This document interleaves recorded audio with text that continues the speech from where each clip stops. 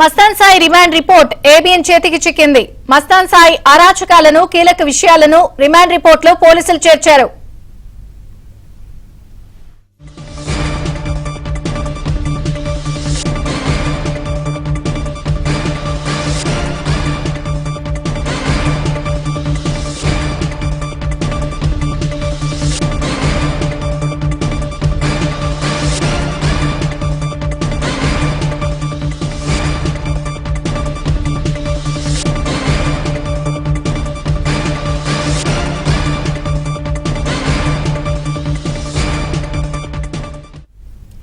Mastan Sai remand report ABN చేతికి చిక్కింది. మస్తాన్ సాయి అరాచకాలను, కీలక విషయాలకి సంబంధించి అన్ని రిమాండ్ రిపోర్టులో పోలీసులు చేర్చారు.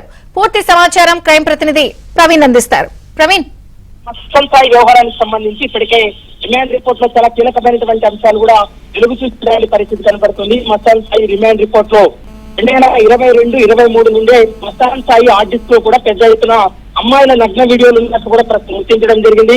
మరోవైపు గుంటూరులో కూడా లావణ్య గతంలో ఫిర్యాదు చేసినటువంటి సందర్భం కనపడుతుంది. గుంటూరులో ఫిర్యాదుకు సంబంధించి కూడా పూర్తి స్థాయిలో అప్పుడు విచారణ జరిగినప్పుడు కొన్ని ఆధారాలను గుంటూరు పోలీసులకు ఇచ్చినప్పటికీ కూడా ఈ మధ్య కాలంలో వెలుగులోకి వచ్చినటువంటి కొన్ని విషయాలను గమనించినట్లయితే రిమాండ్ రిపోర్ట్ చాలా కీలకమైనటువంటి అంశాలు ప్రస్తావన జరిగింది.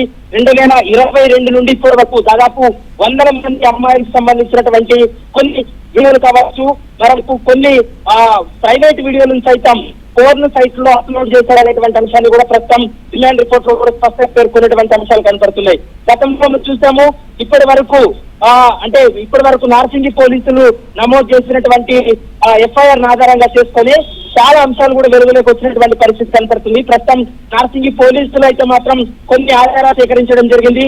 ఈ ఆధారాల్లో ఇప్పటికే బాధితురాలు లావణ్య ఇచ్చినటువంటి స్టేట్మెంట్, ఆమె ఇచ్చినటువంటి ఆధారాలు మనం గమనించినట్లయితే ఆ ఆధారాలన్నీ కూడా బేస్ చేసుకొని మస్తాన్ సాయి పైన 4 సెక్షన్ల కింద కేసు నమోదు చేసినట్లు పోలీసులు అయితే స్పష్టంగా చెప్తున్నారు.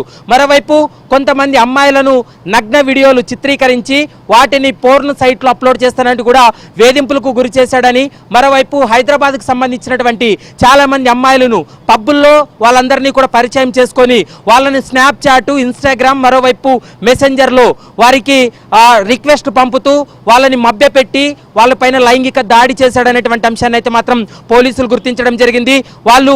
వారికి డ్రగ్స్ ఇచ్చి, అంటే డ్రగ్స్ మత్తులో ఉన్నటువంటి సమయంలోనే వారిపైన లైంగిక దాడి చేసేవాడనేటువంటి అంశాన్ని కూడా గుర్తించారు. మరోవైపు హార్డ్ డిస్క్ లో ఉన్నటువంటి ఎవిడెన్స్ అన్నింటినీ కూడా పోలీసులు పరిశీలించిన తర్వాత ఇందులో ఇంకా ఎంతమంది బాధితులు ఉన్నారో వాటన్నిటిపైన ఇన్వెస్టిగేషన్ కొనసాగిస్తున్నాము. మస్తాన్ సాయి చేతిలో మోసపోయిన వారు ఎవరున్నప్పటికీ కూడా సమాచారం ఇవ్వాలనేటువంటి అంశాన్ని కూడా స్పష్టంగా చెప్పడం జరిగింది.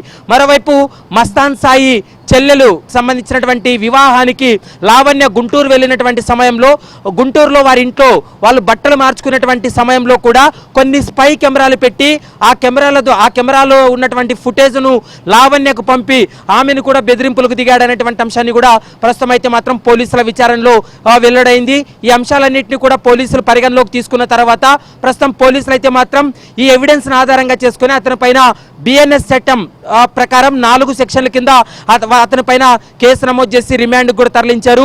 ఈ కేసులో మరింత దర్యాప్తు కోసం మస్తాన్ సాయిను ఖచ్చితంగా కస్టడీలోకి తీసుకొని విచారణ జరుపుతామనేది పోలీసులు చెప్తున్నారు.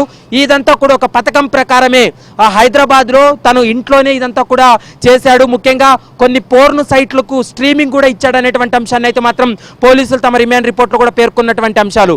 మరోవైపు బాధితురాలు నిన్నిచ్చినటువంటి స్టేట్మెంట్ లో కావచ్చు, నిన్నిచ్చినటువంటి కంప్లైంట్ లో కూడా తనని